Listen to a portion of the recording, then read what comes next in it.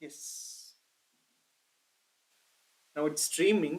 सो इस वीडियो के अंदर हम लोग डिस्कस करने वाले हैं हमारे ये जनवरी वाला पेपर आ गया है हमारे पास।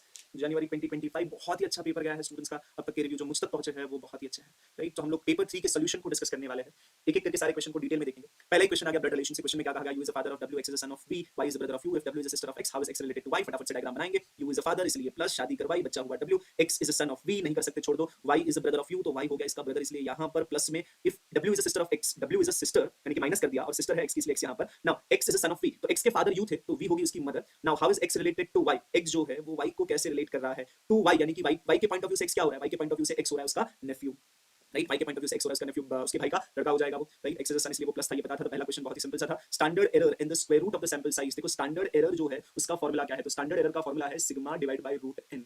तो जितना root N the square root of sample size जितना वो ज्यादा होगा उतना स्टैंडर्ड एरर कम होगा, इसलिए दे आर इनवर्सली प्रोपोर्शनल। ये हमारा सैंपलिंग चैप्टर में से आ गया एक छोटा सा question. The mean of 3 number, the next question, the mean of 3 number यानी कि MCT measure of central tendency से नेक्स्ट क्वेश्चन आ रहा है। क्वेश्चन के अंदर बोला गया the mean of 3 number is 135।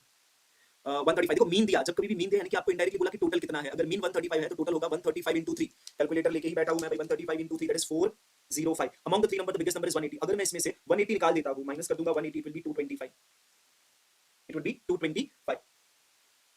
And then the difference between the remaining two number is 25 that the smallest number is what पूछा गया। तो यहां पर बोला गया कि ये जो है ना वो रिमेनिंग टू नंबर का सम है और उनके बीच में डिफरेंस 25 का है। देखो दिमाग लगाओ क्या करेंगे, थोड़ी सॉल्व करने बैठेंगे, अंदाजा लगा दो ना। अगर 225 है, दो नंबर ऐसे सोचना है जिसके बीच में 25 का डिफरेंस है, तो वो दो नंबर हो गए 125 एंड 100, यानी कि तीन नंबर हो गए आपके 180, 125 एंड 100। यहां पर बोला गया the smallest number is what, smallest number is 100, ठीक है। अच्छा सिंपल सा क्वेश्चन था। वापस से आगे ब्लड रिलेशन के अंदर, B is daughter of A, D जो है वो ए की डॉटर है, तो भाई ए की शादी करवा, उसकी बेटी बनाओ। बी को सी इज ब्रदर, सी उसका भाई है, इसलिए यहाँ पर C is the only son of D. C अकेला सन है डी का, लेकिन उसका एक जनरेशन हमें पता था ऊपर कौन था, ए था, तो यहाँ पर आना चाहिए D. C and E are married couple, C and E are married couple, and F is the only son of E, F is the only son of E, son है यहाँ पर ये। Then how is F related to A, F जो है वो ए से कैसा related है, ए के बेटे का बेटा है, तो यानी कि बोलेंगे कि वो ग्रैंडसन है, ऑप्शन ए। सिंपल सा क्वेश्चन मिल रहा है, given that x is the mother of y, z is the son of x, a is the brother of d is the daughter of y, who is the grandmother of a। यहाँ पर given that x is the mother of y, यानी कि हम लोग x जो है उसको mummy बना देते हैं, यानी कि ऊपर माइनस करेंगे, उसकी शादी करवाई इसलिए equal to mother of y, इसलिए भाई यहाँ पर z is the son of x, तो z जो है उसका सन यहाँ पर आ गया। a is the brother of b, b is the daughter of y, ये y जो है उसकी डॉटर है b एंड a जो है उसका ब्रदर है। Then who is grandmother of a, तो a की ग्रैंडमदर कौन हो रही है, तो वो हो रही है x, so x is the answer, option A। Which sampling technique is most appropriate when the person want to ensure that the groups are proportionally represented? Proportionally represented यानी कि यहाँ पर ग्रुप्स बनाए जा रहे हैं, अच्छे खासे ग्रुप्स बना रहे हैं, यानी कि यहाँ पर ग्रुप के बारे में बात चुकी है, यानी कि स्ट्रेटिफाइड सैम्पलिंग की तरफ जाना चाहिए।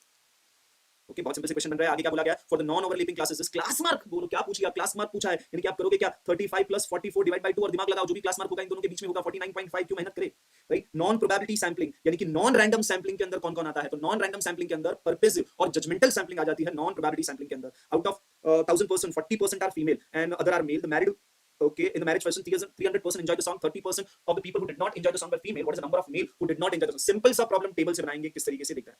टोटल 1000 है, मेल फीमेल की बात है, मानो मेल यहाँ फीमेल यहाँ, इतने लोग जिनको गाना पसंद आया, इतने लोग जिनको गाना पसंद नहीं आया, ठीक है। सिंपल सा टेबल बनाते हैं, एग्जाम होता तो मैं वही साइड में ऐसा टाइम पास कर लेता। टोटल 1000 लोग हैं, उसमें से 40% फीमेल, 40% यानी कि 400, remaining are going to be 10।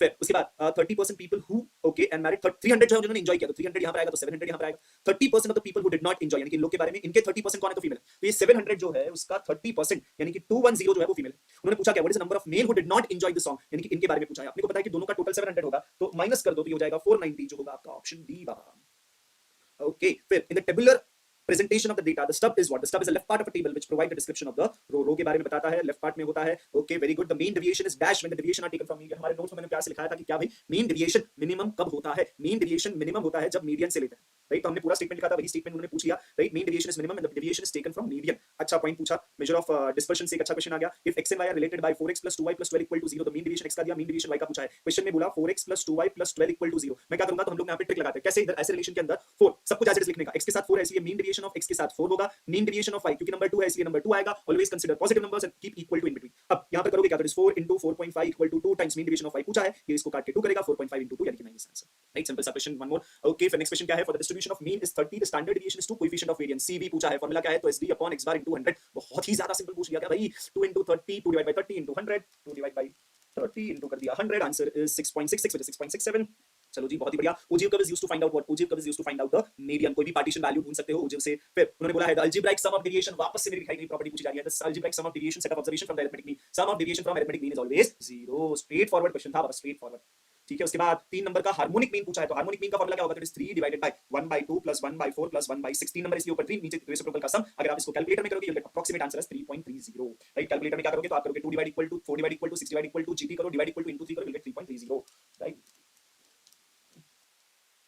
आपका आंसर जो आने वाला है ना वो 3.2727 आ रहा है, which is approximately close to 3.30 इसकी तरफ जाना है। फिर if the mod of the following data, mod यानी कि हाईएस्ट फ्रीक्वेंसी 13 का होना चाहिए, then find the value of x। 13 देखो 1 2 3 बार है। अगर आप 8 भी देखोगे ना 1 2 3 बार, मतलब कि बचा हुआ जो चीज है ना, अगर mod 13 बनाना है तो बची हुई चीज होनी चाहिए 13, तब जाके 13 mod बनेगी। यानी कि उन्होंने इनडायरेक्टली ये बोला है कि 2x + 3 जो है वो 13 होना चाहिए, तभी जाके mod 13 बनेगा। इसलिए आप यहां पर देखोगे तो 2x + 3 सामने गया माइनस हुआ, 10x की वैल्यू हो गई 5। चलो टाटा बाय बाय। फिर आगे बढ़ते हैं। Best measure of central tendency, कितनी बार हमने इसके बारे में बात की है। चलो ये हो जाएगा, yes, the best measure of central tendency is mean. Where the sample of 100 people is taken from the population of 1000, the sample mean height is 170, the standard deviation is 10, find the standard error of mean। भाई standard error जो है उसका formula है sigma divide by root N. Sigma यानी कि standard deviation कितना दिया 10 का, रूट एन, एन यानी कि सैंपल साइज जो दिया है 100, तो अंडर रूट 100 भी बाबा 10 ही होता है ना, तो 10 divide by 10 that is 1। 1 is the answer, option B. ठीक है, बहुत सिंपल सा क्वेश्चन था। चलो धन्यवाद, आपको अच्छा लगा, आपका पेपर अच्छा गया, मैं देख सकता हूं लाइव चैट के अंदर कुछ लोग जुड़े हुए हैं। इन अ पाई चार्ट आगे बढ़ते हैं वापस से चैप्टर 1 स्टैटिस्टिक्स का क्वेश्चन बहुत ही सिंपल सा। If category represent 25% of the total data, तो उन्होंने सेंट्रल एंगल पूछा है। सिंपल सा क्वेश्चन, 25% टोटल एंगल 360 होता है, तो 360 डिग्री का 25% होगा, which is nothing but 90, right. बहुत ही प्यारा सिंपल सा क्वेश्चन पूछा गया भाई। आगे बढ़ते हैं। Let A and B be two possible outcomes of the random experiment. Data दिया है, बोला है A and B are mutually exclusive. Mutually exclusive का मतलब क्या होता है? म्यूचुअली एक्सक्लूसिव यानी कि इंटरसेक्शन 0 है, प्रोबेबिलिटी ऑफ इंटरसेक्शन 0 है। तो अगर ऐसा है तो probability of A union B is same as just P of A plus P of B. अगर आपको पी ऑफ बी ढूंढना है तो पी ऑफ बी ढूंढने के लिए P of A union B से इतना माइनस कर दो, यानी कि आप करोगे 1/2 में से 1/3 माइनस। चलो वेरी गुड, सबका पेपर अच्छा गया, जान के सच्ची में अच्छा लग रहा है। तो this 1/6 is answer, which is option B. Simple सा क्वेश्चन था। Okay yes, this is a question जो मुझे लगा कि बच्चों ने छोड़ना चाहिए था, थोड़ा परेशान करने वाला प्रॉब्लम है। बोला क्या है? The random variable x has a following probability density function given like this, find the mean. Because मैं कहूंगा कि ये सच में उन्होंने इसीलिए डाला कि बच्चा परेशान देख के ही छोड़ देने वाला प्रॉब्लम था, बट यहां पर क्योंकि बच्चे यहां पर आंसर की के लिए आया, गलती से किसी ने तुक्का मारा तो आंसर चेक कर लेते हैं। क्वेश्चन में क्या है? तो बोला है probability density function and mean. यहाँ पर मीन जो है, मीन यानी कि ई ऑफ एक्स पूछा है। ई ऑफ एक्स का फॉर्मूला बच्चों ने क्या पढ़ा है? तो it is nothing but sigma x into T. But क्योंकि ये प्रोबेबिलिटी डेंसिटी फंक्शन है तो सम नहीं होता, यहाँ पर होता है इंटीग्रेशन। किसका? तो x, x into probability. Probability function क्या है? तो ये है, it is nothing but 6x into 1 minus x into dx। आधे बच्चों तो यहाँ पर ही छोड़ देंगे सर इंटीग्रेशन है नहीं करना है। कोई बात नहीं, नहीं करना था, सिर्फ आंसर की मैं बता रहा हूँ। तो इंटीग्रेशन है 0 से 1, कैसे पता चला? यहाँ से। तो मुझे इंटीग्रेशन करना है 0 से 1 इस चीज का। मैं क्या देखता हूँ? तो ये x इनटू 6x यानी कि 6x square into 1 minus x dx। अभी मैं इसको सिंपलीफाई करूंगा, अंदर बांट दूंगा, तो इंटीग्रेशन 0 टू 1 अंदर बांटा तो 6x square minus 6x cube. Integration करना होगा इसका, तो इंटीग्रेशन के हिसाब से हो जाएगा 6x स्क्वायर का हो जाएगा x cube divide by 3 minus 6 times x raise to 4 divide by 4। अब इसके अंदर क्या होगा? तो क्योंकि यहाँ पर लिमिट्स दी थी तो लिमिट्स रखनी होगी। एक बार 0 रखेंगे, एक बार 1 रखना होगा, ठीक है। तो एक बार 0 रखेंगे, एक बार 1। तो यहाँ पर मैं इसको मिटा देता हूँ, कंटिन्यू करेंगे उसी के नीचे। तो एक बार 1 रखना, देखो 0 करने पे सब कुछ 0, 1 रखने पे क्या हो जाएगा? If I put 1 on that place, ये हो जाएगा 6/3 माइनस 6/4। 0 रखने पे 0 इसलिए छोड़ देना है, लिमिट रखते हैं, एक बार 1 रखना है, एक बार 0 रखना है, ठीक है। माइनस करेंगे तो क्या हो जाएगा? चौकड़ी करना पड़ेगा। ये हो जाएगा 6 into 4 minus 6 into 3 divide by 12। ये हो जाएगा 6/12, दैट इज 1/2। किसी ने तुक्का मारा होगा हाफ, तो उसका तुक्का सही है, ठीक है जी। बाकी छोड़ने वाला प्रॉब्लम था, करने वाला नहीं था। फिर यहाँ पर the standard deviation of this has been given and standard deviation इसका पूछा है। नंबर्स को देखना था बच्चों को, क्या देखना था कि हर एक नंबर क्या हो रहा है? डबल हो रहा है, मतलब कि उन्होंने 2 से मल्टीप्लाई किया। और स्टैंडर्ड डेविएशन जो है, अगर सभी नंबर को 2 से मल्टीप्लाई करोगे तो स्टैंडर्ड डेविएशन को भी 2 से मल्टीप्लाई करना होगा, इसलिए आंसर जाएगा ऑप्शन बी। राइट, सभी नंबर को 2 से मल्टीप्लाई करो, आपका आंसर आ जाएगा ऑप्शन बी। राइट, तो 2 से मल्टीप्लाई करो, स्टैंडर्ड डेविएशन इसका इतना है, तो स्टैंडर्ड डेविएशन भी double, option B is right answer. The value of first and the third quartile has been given, the semi inter quartile range. देखो बच्चों को थोड़ा कंफ्यूज करने के लिए वर्ड यूज किया, सेमी यानी कि आधा, किसका? Inter quartile range. Inter quartile range यानी कि Q3 minus Q1। Simple word में बोले तो उन्होंने क्या पूछा था? उन्होंने QD पूछा था, क्वार्टाइल डेविएशन पूछा था, राइट। तो ये क्या करोगे आप? 57.5 माइनस 36.5 एंड डिवाइड बाय 2। क्या बन रहा है भाई answer? 53.5 minus 36.5, answer divide by 2 10.5, option C सही था। Very good. चलो भाई, एक फ्री का मार्क्स शायद मिल सकता है इस क्वेश्चन पर। Question number 25, the arithmetic mean and geometrical mean for 2 observation are 8 and 2, find the value of 2 observation. ऐसे दो नंबर जिनका अरिथमेटिक मीन 8 का हो, यानी कि दोनों को ऐड करके डिवाइड बाय 2 करके 8 आना चाहिए। अगर आप देखोगे ऑप्शन में से सारे ही वो सेटिस्फाई कर रहे हैं, बट ज्योमेट्रिकल मीन कितना होना चाहिए? तो 2 होना चाहिए। ज्योमेट्रिकल मीन 2 यानी कि क्या? दोनों को मल्टीप्लाई करके स्क्वायर रूट करने पर आंसर 2 आना चाहिए। तो अगर आप यहां पर देखोगे तो 16 into 1 स्क्वायर रूट करोगे तो 4 आएगा, नहीं चलेगा। 15 into 1 नहीं चलेगा। इन दोनों को मल्टीप्लाई करके देख लो, 14.75 into 1.75, जो आंसर आया स्क्वायर रूट किया भाई 2 तो नहीं आ रहा, इसलिए ये भी गया। तो अब ये अकेला ऑप्शन बचा है 15.75 into 0.25, मल्टीप्लाई करूंगा तो आंसर आ रहा है मेरा 3.9375, जिसका अगर स्क्वायर रूट लिया तो आंसर बन रहा है 1.9843, which is approximately same as 2। उन्होंने यहाँ पे अप्रोक्सीमेटेड दिया है, इसलिए मैं कहूंगा कि चलो चला लेंगे, ऑप्शन ए सही होगा।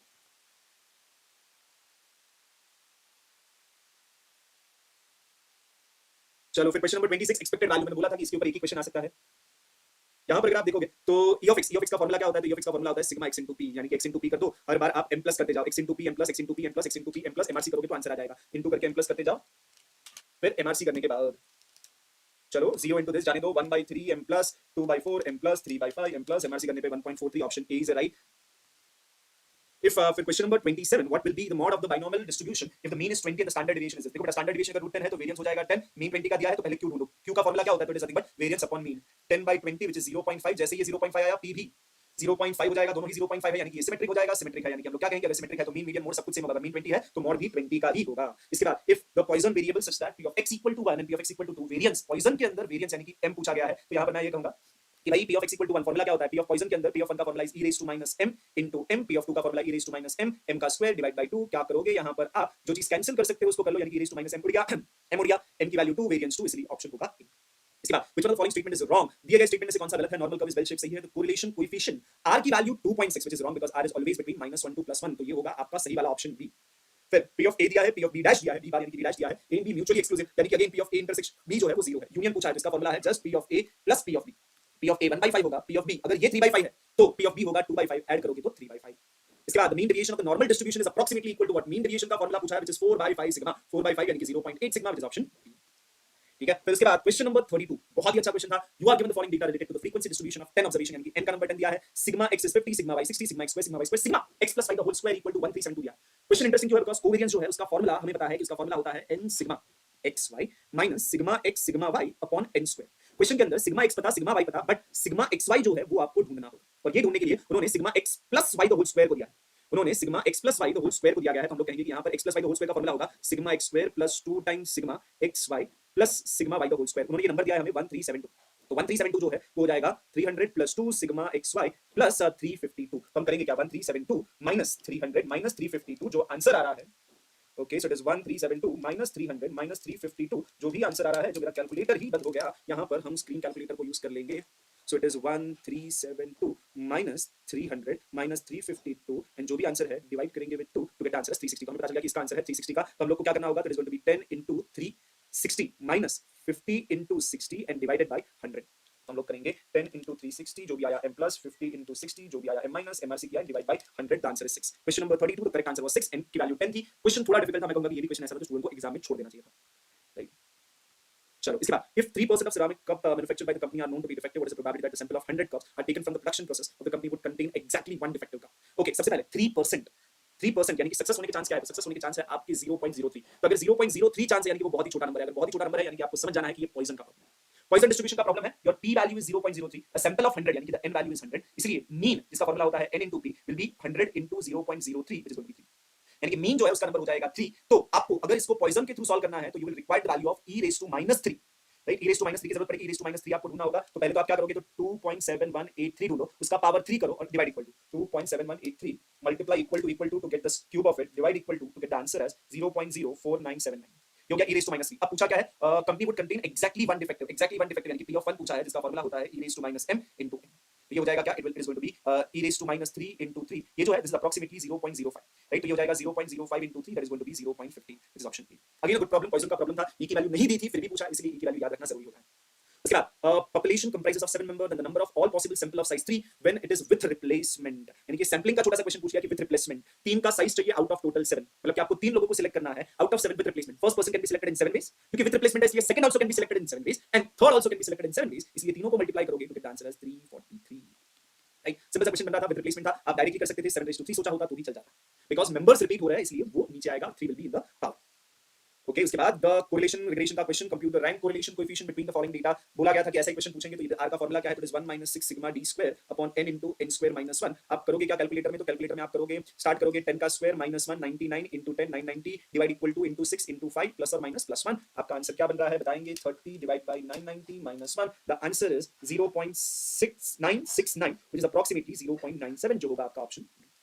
एक सिंपल सा क्वेश्चन बन रहा था यहाँ पर। फिर if r is given bx by by x bar y बार सब कुछ दिया है, the regression equation of y on x। देखो रिग्रेशन इक्वेशन पूछा है, इक्वेशन का एक सिंपल सा ट्रिक बताया था, जो भी सही इक्वेशन होगा वो x बार एंड y बार को सेटिस्फाई करेगा। दिए गए वैसे एक ही ऐसा होने वाला है जो x बार एंड y बार को सेटिस्फाई करेगा। तो हम लोग क्या करते हैं, x बार एंड y बार को सेटिस्फाई करना है, तो हम लोग ऑप्शंस में से देखते हैं कि कौन सा है जिसके अंदर x की जगह पर 5 रखने पर y की वैल्यू 3 आ रही है। दिए गए ऑप्शन में से अगर आप ट्राई करोगे तो आई थिंक ऑप्शन डी चल रहा है, बिकॉज़ अगर आप x की जगह पर 5 रखोगे तो 0.6 into 5 करोगे तो 3 आ रहा है, वो दिख रहा है, राइट। बाकी सब में नहीं चलने वाला है, इसलिए आपका option D will be the correct answer, right. Regression equation ढूंढने की सिंपल सी ट्रिक थी। फिर which of the following index uses the method of average of base year and the current year. Base year and current year दोनों का average ले लिया जाए, ऐसा कौन होता है, तो हम लोग कहेंगे कि बट मार्शल एंड एडवर्ड जो है वो ये करता है, लेता है दोनों ईयर को एवरेज, राइट। मार्शल एडवर्ड ने दोनों का एवरेज लेके काम किया था। If r is 0.8 the coefficient of non determination is what, coefficient of non determination बोला था, याद रखना फार्मूला है, सीधा सीधा हेल्प करेगा। तो मैं बोलूंगा कि यहां पर क्या था, यहां पर हम लोग कहेंगे, यहां पर नॉन डिटरमिनेशन का फार्मूला है 1 - r स्क्वायर, 1 - r स्क्वायर यानी कि 1 - 0.8 का स्क्वायर करोगे यू विल गेट 0.36,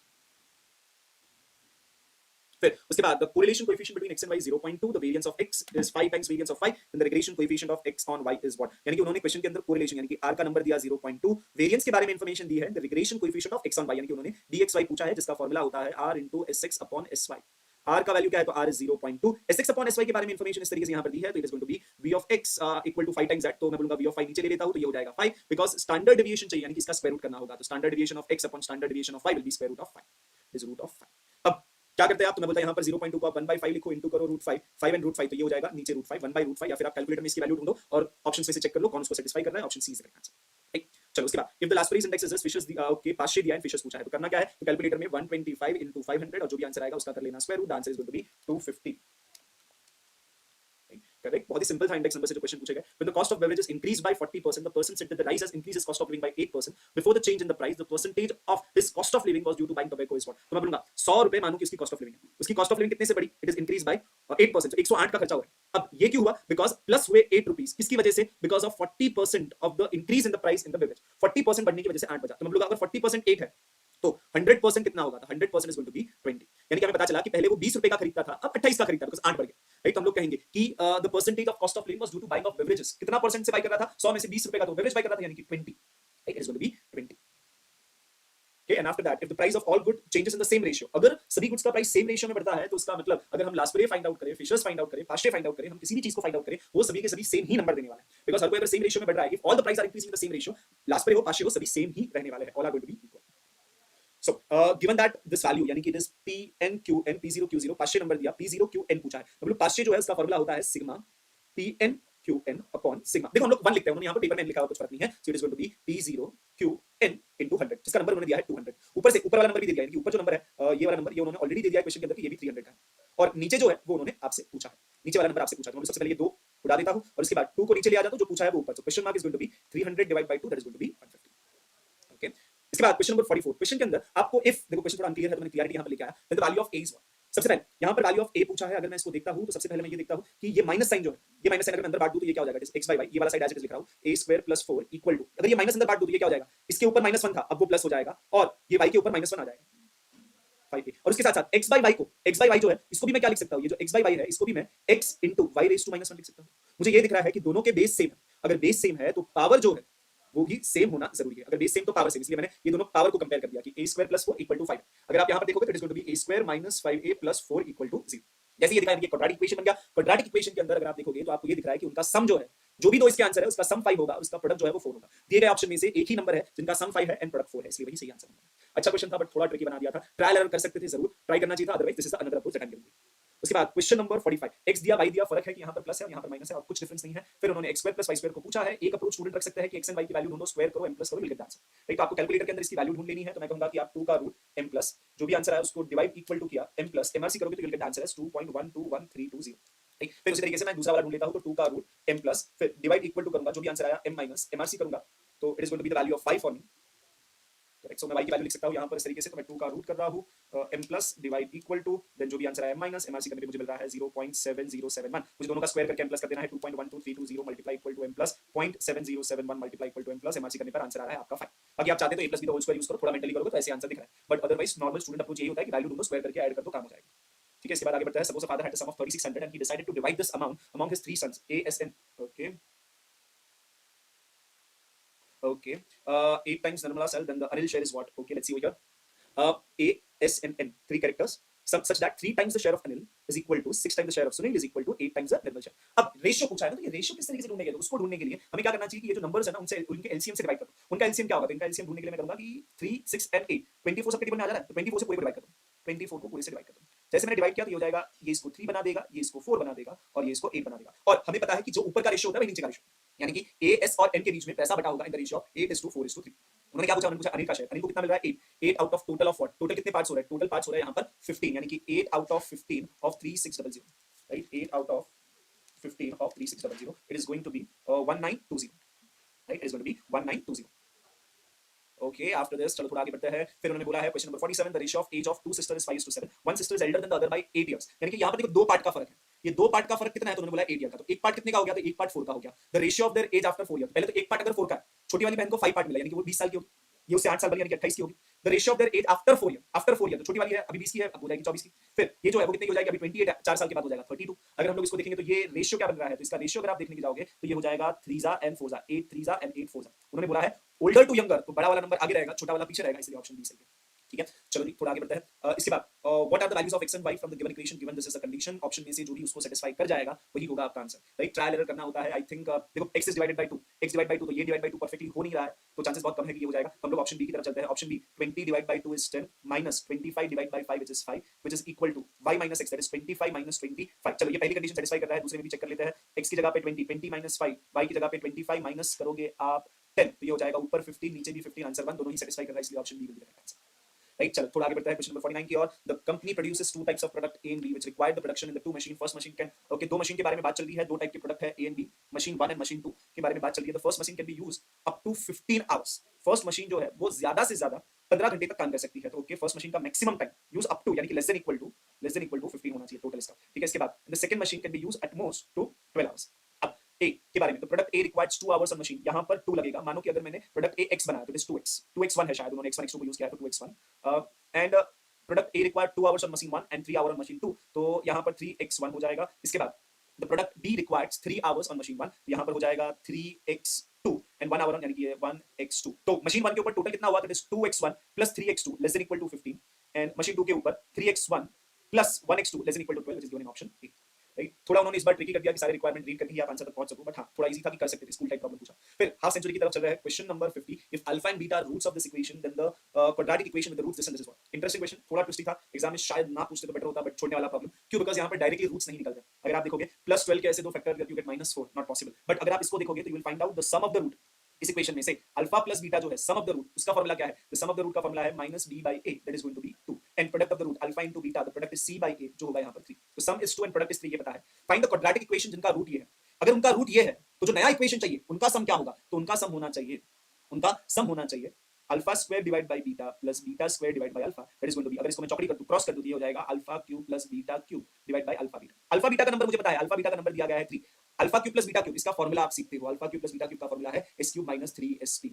s की वैल्यू क्या है, तो 2 का क्यूब, तो ऊपर क्या आएगा, ऊपर आएगा s क्यूब माइनस 3sp, तो मैं लिखता हूं ऊपर आएगा 2 का cube 8 minus 3 into 2 into 3 divide by 3, ऊपर आएगा 8 माइनस 18 दैट इज माइनस 10/3।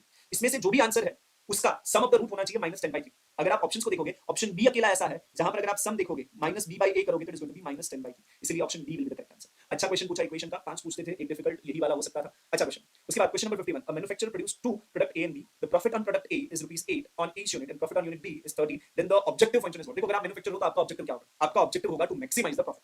ठीक है, पहली चीज बता दूं, मुझे लग रहा है कि ये क्वेश्चन थोड़ा आउट ऑफ सिलेबस हो गया, बिकॉज़ एलपीपी पढ़ाया नहीं जाता, बट ये क्वेश्चन एलपीपी का। ठीक है, थोड़ा आउट ऑफ सिलेबस है, पर प्रैक्टिकल वाला था तो मैं बोला कर ही सकते थे बच्चे, ऐसा मुझे लग रहा है, क्योंकि प्रॉफिट की बात चल रही है तो आप प्रॉफिट को मैक्सिमाइज करना चाहते हैं, और प्रॉफिट जो है उसको अगर मैक्सिमाइज करना है, प्रॉफिट को अगर मैक्सिमाइज करना है तो हम लोग मान के चलते हैं कि पहला वाला x1 है, दूसरा वाला x2 है।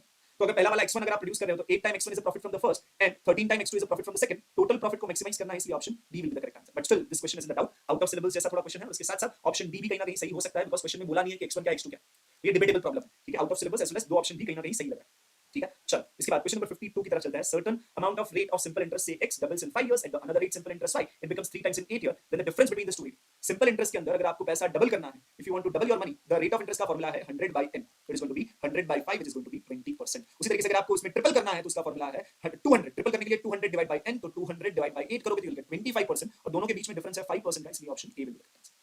ये वाली बात, Anil deposited a certain amount in the bank at the rate of 10% per annum compounded semi-annually. At the end of 1 year, Anil received the sum of this much. The sum deposited in the bank is what? यानी कि उन्होंने principal पूछा है, 10% है semi-annually. Semi-annually यानी कि हर बार उसको 5% मिलेगा. At the end of 1 year यानी कि 2 बार ही मिलने वाला है. तो आपको क्या करना है, आपको एक ऐसा नंबर ढूंढना है जिसके अंदर 5% 2 बार ऐड करने पर you get 13230. ट्रायल एरर कर लो, आपको मिल जाएगा option C is the correct answer. Right, 12000 के अंदर 2 बार 5% ऐड कर दो, you will get 13230. Right, simple सा प्रॉब्लम चल रहा है। इसके बाद simplified value of this, simplified value पूछा है, सिंपल सा ही क्वेश्चन है। क्वेश्चन के अंदर देखोगे तो आपको दिख रहा है 5, मैं क्वेश्चन लिख रहा हूं to just make it more clear, nothing else, 3ab cube whole square divided by 15a square into b। सबसे पहले 5 3 जा 15 गया, a टोटल ऊपर कितनी बार है, ये 5 और ये स्क्वायर अगर अंदर बांटोगे तो a 2 बार आएगा, तो टोटल ऊपर 7 बार होगा। फिर b 2 बार यहां पर है, फिर b क्यूब का स्क्वायर यानी कि टोटल 6 हो जाएगा, 6 और 2 यानी कि 8, तो b रेज़ टू 8 डिवाइड में क्या है, तो a का स्क्वायर है एंड b एक बार है, तो मैं बोलूंगा 5 में से 7 में से 2 गया 5, ये एक बार गया 7, option A was the correct answer. Right, simple सा प्रॉब्लम था। उसके बाद नेक्स्ट क्वेश्चन नंबर 55, अच्छा लगा ये question. Three employees ABC of the firm receive the variable incentive money in the ratio of 3:4:5. The management also give the fixed incentive of 4,000 to each of them. As a result of it, the total incentive is in the ratio of 5:6:7. How much amount did B get as variable incentive? सबसे देखो variable और ये total के अंदर फर्क क्या है, तो 3 का 5 हुआ, 2 बड़ा, 4 का 6 हुआ, 2 बड़ा, 5 का 7 हुआ, 2 बड़ा, यानी कि हर बार 2 2 2 बढ़ रहा है। यानी कि हमें पता चला ये हमारी simple trick of fix part का डिफरेंस वाला, हर बार 2 पार्ट बढ़ रहा है, और ये 2 पार्ट किसकी वजह से बढ़ रहा है, 2 part is because of that 4,000। So 2 part is 4,000, इसलिए एक पार्ट जो है वो होगा 2,000। उन्होंने पूछा क्या कि बी का वेरिएबल इंसेंटिव जो आपको दिख रहा है 4 पार्ट का, तो अगर एक पार्ट 2,000 है तो 4 पार्ट होगा आपका 8,000, right. 4 part is going to be 8,000। चलो जी आगे बढ़ते हैं। अच्छा क्वेश्चन पूछा था रेशियो का। फिर तो future value of annuity, annuity के फ्यूचर वैल्यू का पहले तो फॉर्मूला लिख देता हूं। ए का फॉर्मूला है p into 1 plus i raised to n minus 1 divided by i। ठीक है, यहां पर क्वेश्चन के अंदर उन्होंने 1 plus i raised to n दे दिया है, आप करोगे इसके अंदर -1 डिवाइडेड बाय 0.12 एंड इनटू कर दोगे 7200, राइट। कैलकुलेटर के अंदर स्टार्ट करोगे 0.76234 divide by 0.12 into 7200, it is 45740। Yes, option A is the correct answer, right. तो आपको सिर्फ इतना पार्ट करना था, एग्जाम के अंदर फॉर्मूला याद हो तो इजी प्रॉब्लम था। फिर John borrow the loan of, देखो लोन लोन वर्ड आया यानी कि प्रेजेंट वैल्यू का प्रॉब्लम बनता था। 10,000 का लोन लिया है यानी कि उन्होंने प्रेजेंट वैल्यू आपको दी है, प्रेजेंट वैल्यू दी है। फिर बोला है 24 इंस्टॉलमेंट में पे करेगा, रेट ऑफ इंटरेस्ट 10% का है, फॉर्मूला है v equal to p into 1 - 1 upon 1 plus i raise to n divide by i। यहां पर आपको ये जो p है वो पूछा गया, तो आप कैलकुलेटर के अंदर क्या करोगे, तो कैलकुलेटर के अंदर पहले तो ये जो नंबर दिया है 1 plus i raise to n, यानी कि कैलकुलेटर में 9.84973 डिवाइड इक्वल टू करो, -1 करो, डिवाइड बाय 0.1 करो, जो भी आंसर आएगा उसको सामने भेजना है, इसलिए डिवाइड इक्वल टू करो और इनटू कर देना, इनटू कर देना जो भी आपका लोन अमाउंट है, दैट इज 10,000। तो आपको आपका p जो है वो मिल जाएगा। तो कैलकुलेटर में काम शुरू करते हैं। 9.84973 divide equal to -1 divide by 0.1, जो भी आंसर आया डिवाइड इक्वल टू इनटू किया 10,000 to get 1112.99, that is option D is the correct answer. ठीक है, उसके बाद what is the present value of 8,000 to be required after 10 year if the interest rate is, तो ये जो 8,000 जो है ये क्या है, what is the present value of 8,000, 8,000 is amount, ये एन्युइटी का क्वेश्चन नहीं है बेटा, राइट। इसके अंदर एन्युइटी नहीं वापरने का, इसके अंदर क्या वापरना है, तो 8,000 is nothing but the future value. तो अपने पास फॉर्मूला है कि भाई प्रेजेंट वैल्यू जो है वो क्या होता है, present value is nothing but future value divide by 1 plus i raise to n। तो आपको कैलकुलेटर के अंदर सिर्फ 8,000 divide by 1 plus i raise to n, यानी कि जो दिया गया है 1.7908 से कितना करना था, 8,000 divide by 1.7908, it is going to be 4467.28। फिर effective rate of interest formula क्या है, तो it is 1 plus i by k whole raise to k minus 1 into करना था 100। सिंपल सा फॉर्मूला है, बट मैं जैसे लिखता हूं 1 plus i raise to n दिया है, मुझे पता है इसमें से ही -1 क्या होगा, इनटू क्या होगा 100, 8.24 इज आंसर, राइट। गिवन दिया है, अच्छे से यूटिलाइज करना चाहिए। फिर Sunil plans to save for his higher studies, he want to accumulate the sum of 5 lakh at the end of 10 year, how much amount should he invest every year if the interest rate is of this much? every year, हर साल investment करना है, यानी कि annuity का problem है, इतना चाहिए, यानी कि फ्यूचर वैल्यू a दिया है, ए दिया है आपको हर साल कितना, यानी कि p पूछा है, फॉर्मूला के हिसाब से a equal to p into 1 plus i raise to n minus 1 divide by i। ये p ढूंढने के लिए पहले ये ढूंढो, डिवाइड इक्वल टू करके सामने ले जाओ और इनटू कर देना a के साथ। तो आप क्या करोगे, सबसे पहले ये तो दिया है 1.1 रेज़ टू 10, ये दिया है, उसमें से -1, तो क्या करना चाहिए था, 2.5 दिख रहा है ना, आप सीधा 1.5 से स्टार्ट करो, 1.593742, आपने ऑलरेडी -1 कर दिया, डिवाइड करो विद i 0.1, जो भी आंसर आया डिवाइड इक्वल टू इनटू कर लो 5 लाख, आंसर आया 31372.71, option A is the answer, right. Simple सा क्वेश्चन बन रहा था। उसके बाद assuming that the discount rate is 12%, how much would you pay to receive 100 growing at 8% annually? सबसे पहले तो यहाँ पर forever है, forever यानी कि perpetual में प्रेजेंट वैल्यू जो है उसका फॉर्मूला है p divide by i, but i कैसे मिलेगा, तो दोनों का डिफरेंस, डिस्काउंट रेट 10 का है, ये 8 का है, यानी कि i is going to be 4%, 0.04। Calculator के अंदर 100 डिवाइड बाय 0.04 करना है, answer is going to be 2500, right. Simple सा क्वेश्चन था। उसके बाद आया एक परम्यूटेशन कॉम्बिनेशन का question, in how many ways can 5 doctors, 4 professors, 6 auditors be seated in a row so that all persons of the same profession are together? If they are together, we'll make a group. 5 doctor का group, इनका group, इनका group, 3 group है। Group कितने वे में बैठेंगे, तो group बैठेंगे इन 3 factorial. पहला ग्रुप 5 डॉक्टर का अपने अंदर कितने वे में बैठ सकता है, तो पहला ग्रुप 5 डॉक्टर का, 5 डॉक्टर का जो ग्रुप है वो अपने अंदर बैठ सकता है इन 5 फैक्टोरियल, प्रोफेसर्स लोग बैठ सकते हैं 4 फैक्टोरियल, ऑडिटर लोग बैठ सकते हैं 6 फैक्टोरियल, ऑप्शन होगा आपका सी। उसके बाद the sum of 4th 6th term of an AP is 10, the sum of first 11 term पूछा गया है, the sum of 4th and the 6th term of an AP, यानी कि उन्होंने 4th term T4 फॉर्मूला होता है a plus 3d, 8th term यानी कि a plus 7d, दोनों का सम उन्होंने दिया है 10, दोनों को ऐड करोगे तो you'll get a plus a यानी कि 2a plus 10d equal to 10। Question में इतना दिया है, पूछा क्या है, the sum of first 11 term, यानी कि उन्होंने क्वेश्चन में S11 पूछा है, जिसका फॉर्मूला होता है n/2 2a plus n minus 1 into d, इस हिसाब से हो जाएगा 11/2 2a plus 10d। क्वेश्चन के अंदर हमें 2a plus 10d का वैल्यू पता चल गया है, वो है 10, तो यहाँ पर रख देंगे 11/2 into 10, that is going to be 55, which is your option B। ठीक है, इसके बाद थोड़ा आगे बढ़ेंगे, Madhu deposited 100 in the bank at the beginning of every year for beginning of the every year, immediate के बारे में बात चल रही है। उसके बाद 20 years, at the end of 20 years at 10% compounded annually, how much she should earn after 20 year, यानी कि उन्होंने सब कुछ दिया है, अमाउंट को पूछा है। इमीडिएट में फॉर्मूला में फर्क क्या होता है, p into 1 plus i raise to n minus 1 divided by i into extra 1 plus i करना होता है। तो आप कैलकुलेटर में क्या करोगे, तो कैलकुलेटर में आपको 1 plus i raise to n 20 वाला नंबर दिया है 6.7275 माइनस 1 डिवाइडेड बाय 0.1 इनटू करोगे 1.1 एंड इनटू करोगे p यानी कि 100, तो 5.7275 divide by 0.1 into 1.1 into 100, the answer is 6300.25। ठीक है, तो इमीडिएट वाला भी क्वेश्चन पूछ लिया, how much amount is required to be invested every year as to accumulate 15,000, देखो 15 lakhs accumulate करना है, गिवन फैक्टर गिवन है, अगर फैक्टर गिवन है, अमाउंट दिया है, तो उन्होंने यही पूछा है कि भाई p यानी कि आपकी एन्युइटी क्या है, तो क्या करने का है, p ढूंढने के लिए आपको amount divide by the factor कर दो, काम हो जाएगा, राइट। सिर्फ दोनों नंबर को आपको डिवाइड करना था। 50 lakhs, and then you will divide it by given number 57.274999, right? It is going to be 261844. That is going to be option A.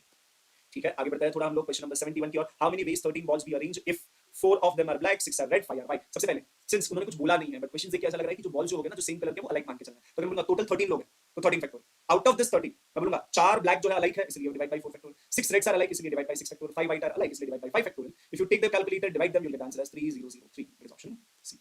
उसके बाद क्वेश्चन नंबर 72 एबीजीपी एबी का क्वेश्चन. 9th टर्म T9 पूछा है, जिसका formula होता है a plus 8d. a का वैल्यू है 8 plus a, यानी कि first term 8, right? And difference d कितना दिख रहा है? 5 minus 8, that is going to be minus 3. So it is 8 into minus 3, that is going to be minus 16, which is option C.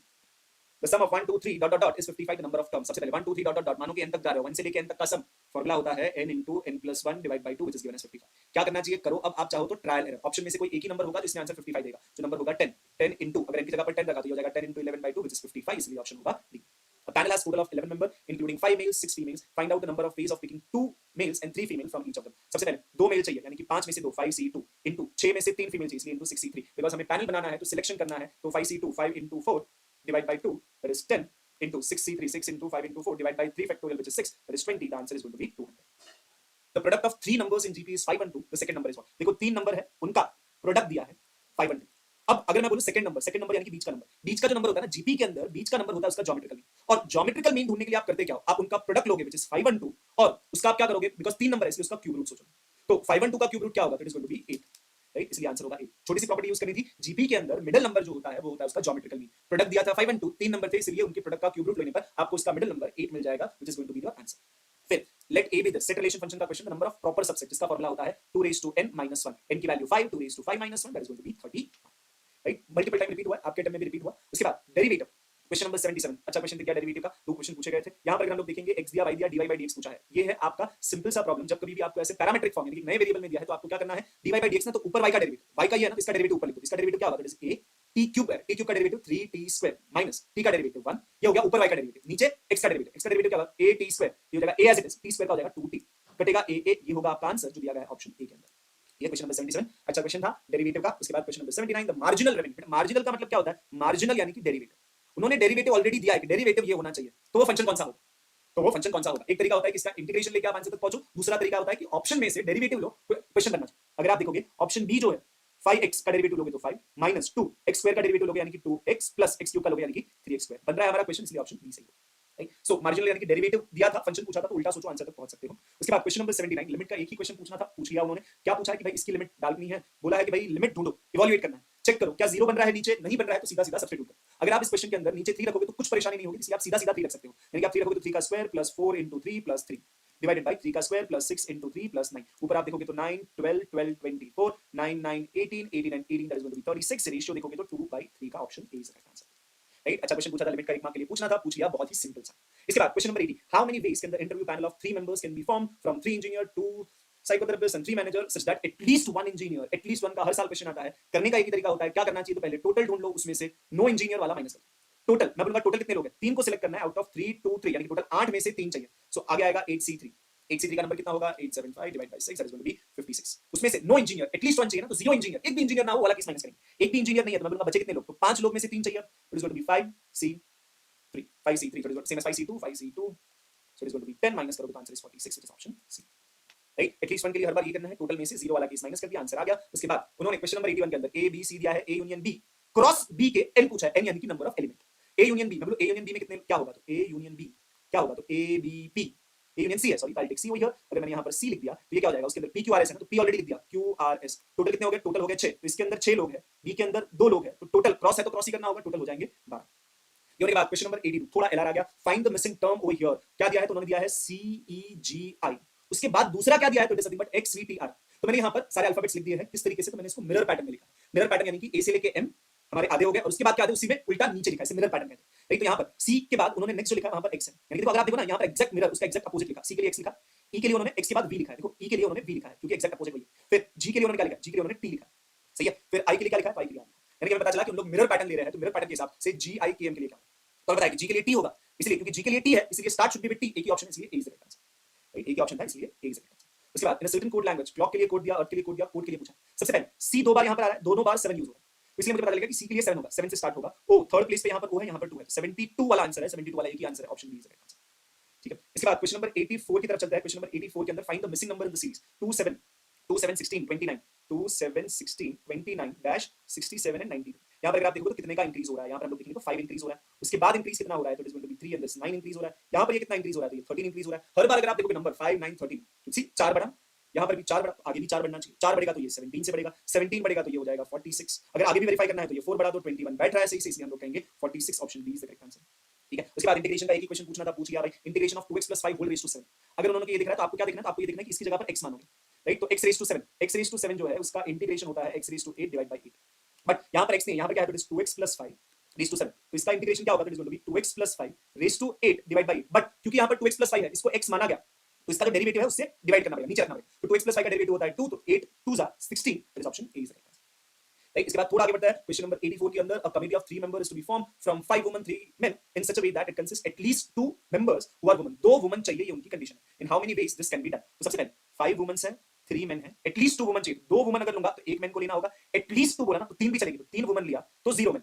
ठीक है, तो मैं ये वाला सिनेरियो देखता हूं। तो पहले तो 5 में से 2, तो 5c2 into 3c1, 5c2 यानी कि 10 10 into 3 यानी कि हो गया 30। फिर यहां पर ये हो जाएगा 5c3, 0 वाला केस नहीं लेंगे, 5c3 is also same as 10 10 and 30 का आंसर इज 40। टोटल अगर आप करोगे तो आपको मिल जाएगा 40।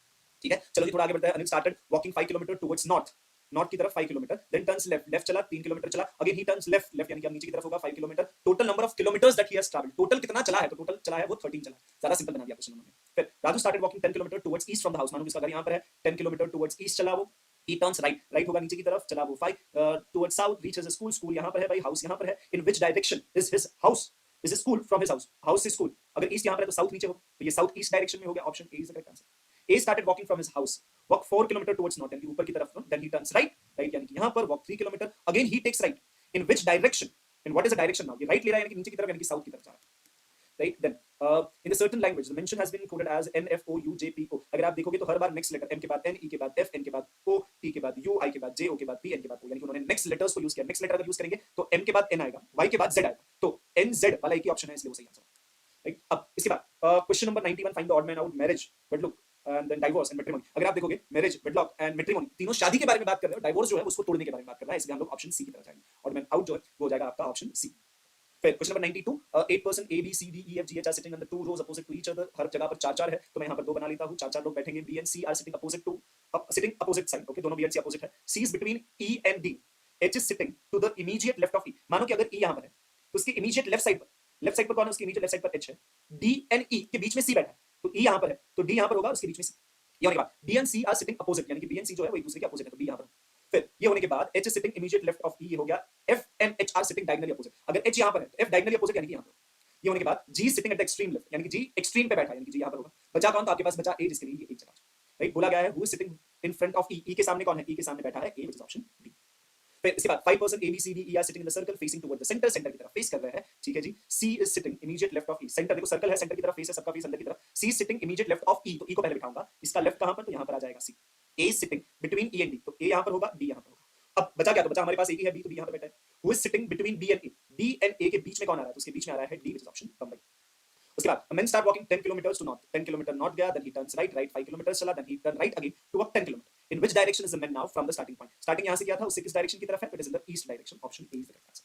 ये होने के बाद morning Anika started walking from the point where the shadow falls in the front of her, तो ईस्ट में सन होगा, ईस्ट में सन होगा, मानो कि ये अनिका यहाँ पर खड़ी है। अब अनिका का शेडो किस तरफ होगा, अगर ईस्ट में इसकी तरफ अगर सन होगा, मॉर्निंग का टाइम है, इसकी तरफ सन है, तो उसका शेडो इस तरफ होगा, तो वो अपने शेडो की तरफ चल रही है, यानी कि इस तरफ जा रही है। Anika started walking from the point where her shadow was falling in front of her, तो इस डायरेक्शन में चल रही है, वेस्ट की तरफ। she started with 2 kilometers, then she turned left यानी कि नीचे की तरफ भी होगी, उसके बाद 2 किलोमीटर चली, again turns left, again अगर वो लेफ्ट जा रही है, नीचे की तरफ जा रही थी, लेफ्ट उसका इस तरफ आ जाएगा 2 kilometre. in what direction she is facing now, किस डायरेक्शन में फेस कर रही है, she is facing the direction of east, इस डायरेक्शन में फेस कर रही है। अच्छा प्रॉब्लम था, डायरेक्शन टेस्ट का। उसके बाद 5 person A B C D E, 5 person A B C D are sitting in the bench, okay bench पे बैठे हैं। A is immediate right of B, तो B को बिठाते हैं, उसके एग्जैक्ट राइट में A को बिठा दिया। E is immediate left of C and immediate right of A, A के राइट में कौन है, तो E है, E जो है वो C के immediate लेफ्ट में है, तो C यहाँ पर। B is right of D, D के राइट साइड में होने के लिए B को यहाँ बैठना होगा, देखो सब कुछ सेटिस्फाई हो रहा है। D के राइट साइड पे B है, A is immediate right of B, C के A के राइट साइड में E है, C के लेफ्ट साइड में E, everything is okay. Who is in the middle, middle में है A, which is option C। Okay, फिर वापस से थोड़ा ब्लड रिलेशन आ गया। L is a wife of N, ठीक है भाई, L is a wife of N, N को शादी कराओ L के साथ, ये मेल बनाओ, इसको फीमेल बनाओ। T is a son, T is a son इसलिए plus, K is a brother of N, तो K is a brother इसलिए plus, and the father of O, K is the brother of N and the father of O, तो O यहाँ पर आएगा. What is the relation between P and O? ये क्या होगा भाई, काका का लड़का या फिर लड़की होगा तो ये cousin ही, ठीक है. O and P के बीच में बोला है, ये cousin होने वाला है. C is a sister of B, C is a sister of B. ये होने के बाद D is the father of A, A is the brother of B, यानी कि A जो है वो B का ब्रदर है, and D जो है वो A का फादर है, यानी कि D ऊपर यहाँ पर आएगा. D and E are married, तो E यहाँ पर आएगा. How is C related to E? C की क्या लग रही है, तो उसकी लड़की यानी कि डॉटर लग रही है. Right, daughter is answer. 5 person A, B, C, D, E are seated in a round table facing outside. Baba outside वाला problem पूछा, very good. Then but not necessarily in the same order. A sit at immediate right of E. पहले तो E को बिठा. देखो outside face कर रहा है, अगर outside face कर रहा है तो A will be over here, immediate right, right नीचे की तरफ से. C sits third to the left of D and D who sits immediate right of A. तो D जो है वो A के right में, A का right यहाँ पर D होगा. Then C sits third to the left of D. D का left ऊपर की तरफ जाएगा. 1 2 third to the left यानी कि C यहाँ. Then उन्होंने पूछा है how many person are sitting between C and D. C और D के बीच में कितने लोग हैं, तो दो लोग. Right, A और E दो लोग होने वाले हैं. It is going to be option. कि आप यहां से अंदाजा लगा लो कि C sits third to the left of D, यहां से पता चल जाता है कि दोनों के बीच में होंगे तो दो लोग. बट कहीं ना कहीं क्वेश्चन में थोड़ा डाउट हो सकता है कि भाई इस तरफ से अगर आप देखोगे ना तो यहां पर B अकेला बैठने वाला है, इस तरफ से आप देखोगे तो एक ही बंदा है. बट जिस तरीके से डेटा दिया गया है आई थिंक उन लोग आंसर की में आंसर 2 ही देने वाला है, ठीक है. बट डिबेटेबल है कि आंसर 1 भी हो सकता है अगर दूसरे डायरेक्शन से देखा जाए तो. लास्ट क्वेश्चन क्या चलता है, 5 person A B C D E are sitting in a row facing towards east. देखते हैं, चलो ईस्ट यहां पर है, मानो कि 5 लोग के लिए जगह बना देता हूं मैं. They are facing towards east 1 2 3 4 5, ठीक है. सबके लिए जगह बना दी. A is sitting between C and D, B is second to the left. Okay, पहले तो A is sitting between C and D, मैं जगह हटा देता हूं बिकॉज़ रखना मुश्किल हो जाएगा. तो A is sitting between C and D, तो मानो कि अगर A यहां पर है तो C and D यहां पर हो सकता है, या फिर A अगर यहां पर है तो C and D ऐसा हो सकता है. दो केस आगे दिखते हैं. B is second to the left of C, देखो इन लोग का फेस इस तरफ है, ठीक है. अब B is second to the left of C, C अगर इस तरफ देख रहा है तो उसके लेफ्ट साइड ऊपर होगा, उसके लेफ्ट साइड पे सेकंड प्लेस 1 2, वहां पे ऑलरेडी D बैठा है इस अरेंजमेंट में, इसलिए अरेंजमेंट गलत हो जाएगा. तो हमें पता चला अरेंजमेंट ऐसा होने वाला है, राइट, बिकॉज़ यहां पर से अब B को बिठाना पॉसिबल है. अगर C इधर है, if it is facing towards east, left कहां पर होगा तो ऊपर, तो एक छोड़ के दूसरा सेकंड टू द लेफ्ट में B बैठा है. बचा कौन, तो A B C D E बचा, राइट. पूछा क्या है, who is sitting at the south and. East अगर यहां पर है तो साउथ नीचे की तरफ, राइट. साउथ एंड पे कौन बैठा है, तो D बैठा है, राइट. और इसी के साथ हमने आपका पूरा का पूरा क्वेश्चन पेपर जो है उसको सॉल्व कर दिया है, ठीक है जी. आई होप कि आपको इसके आंसर की